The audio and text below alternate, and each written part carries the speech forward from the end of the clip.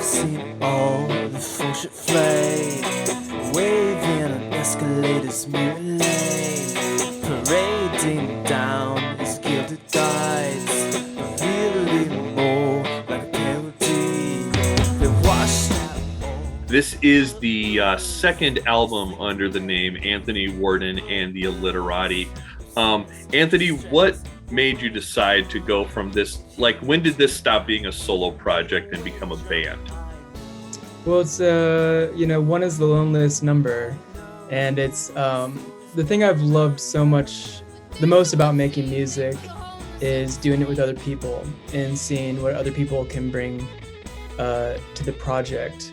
And having a band is just so much easier and so much more fulfilling as a whole musical project. Working with other people. Avery and Capel, have you been with Anthony since the beginning here? No, I joined as a touring member, I guess, in 2018.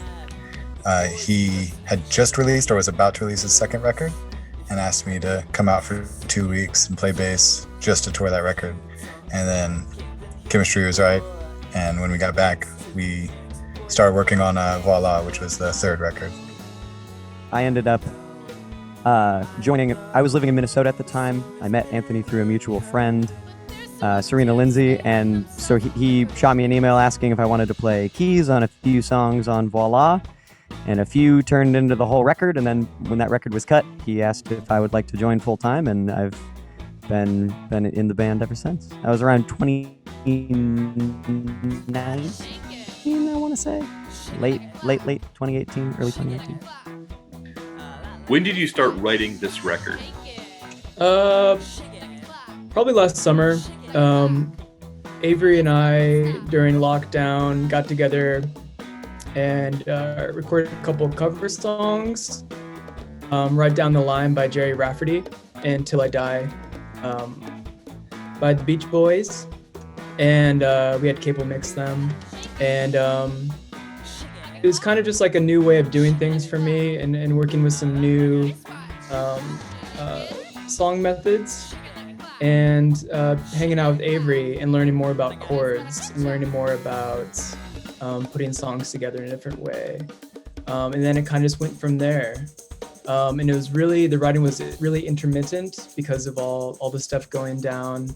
But we try to do as much as possible, while we have the time.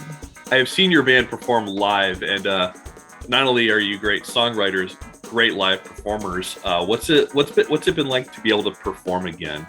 Exhilarating. I mean, like the best thing in the world, really. It's awesome.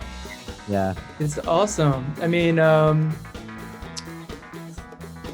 remember entering a music venue for the first time since lockdown and just feeling a live PA in the bass.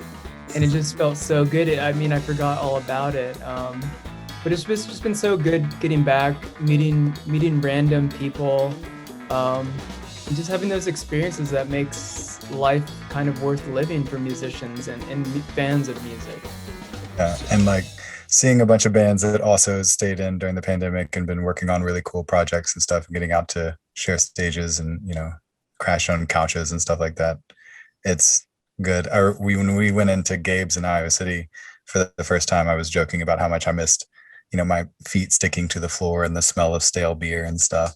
But I was only half joking. There's some earnestness to that. And I'm gonna tattle on AJ a little bit about what we were up to during the pandemic. I'm through the pandemic. I got really into watching of like classic seminal live performers, and especially like Prince and James Brown, Sly Stone, all this stuff.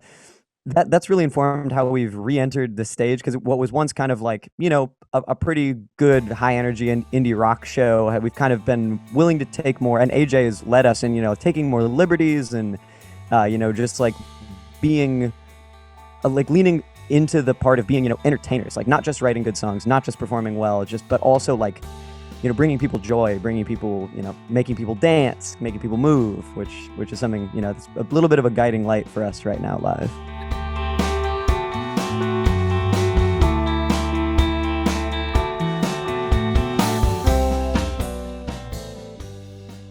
let's go back a little bit further. Anthony, I know it's been a rough year for a lot of us, and in particular, you also dealt with some health issues over the past year and a half. First of all, how are you doing? And second of all, has that like impacted how you approach songwriting and performing? As of right now, I'm doing really well. I'm doing the best I have in like 8 months.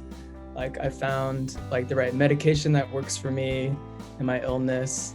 So those are all really good things, and I can kind of get back to those things that I wasn't doing before. As far as chronic illness affecting creativity, it definitely was a rough 8 months. When, you know, as many people know, if you're not feeling good, you don't have the energy to do that thing you want to do, whether it's, you know, going outside, riding a bike, or, you know, going to even like write a song or something like that. So it definitely is a feeling like you're not really in control. And it was my first time dealing with like kind of a long, crazy, weird, anxiety-inducing illness. And it just gave me a lot of context for what a lot of other people kind of go through on a daily basis. So it's kind of crazy. I did a lot for a long time. I thought there was something like super wrong with my heart, which is very anxiety inducing. And actually it kind of showed up on the record sleeve. And this was all done like before all my health stuff went on, but it's kind of funny how like some things that you write about ultimately kind of come true or become significant in your life. The album is out now. What is it called, and where can folks find it? It's called How Could We Lose When We're So Sincere? And it can be found basically any place that you find music, on every streaming site. It's available on CD, it's available on vinyl, on my Bandcamp page as well. We're going to go out with a new music video from Anthony Worden and the Illiterati. What can you tell us about this? Well, the song is it's called Lost in the Fog of War. It, you know, we kind of tried to run the gambit a bit on this record as far as song stylings that we really look up to and respect.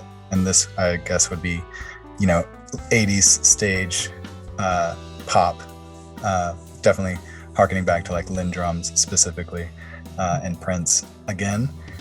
And as far as the video goes, our good buddy Pat helped us make it, and like just a great team. Pat was there to direct and storyboard the whole thing with us, and we all had a hand in it and got to, you know, follow around and get ourselves in front of the camera, and it was a good time. And we worked to construct a narrative that hopefully comes across and people can see, you know, how the song and the video correlate in their intended meaning together. But it's definitely up for everyone's individual interpretation. All right, let's hear it. It's IPR's Artists of the Month, Anthony Worden and the Illiterati on IPR's Studio One All Access.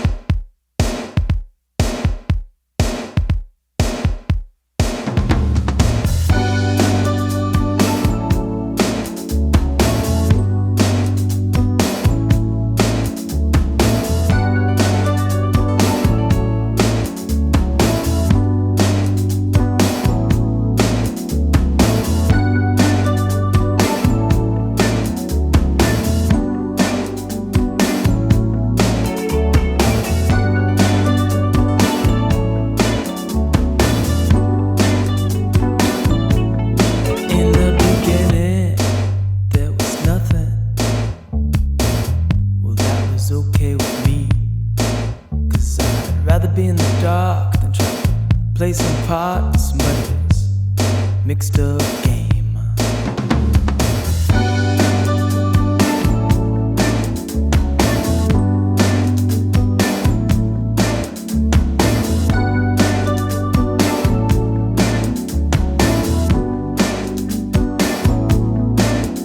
I was born in a rat race fucked by other people.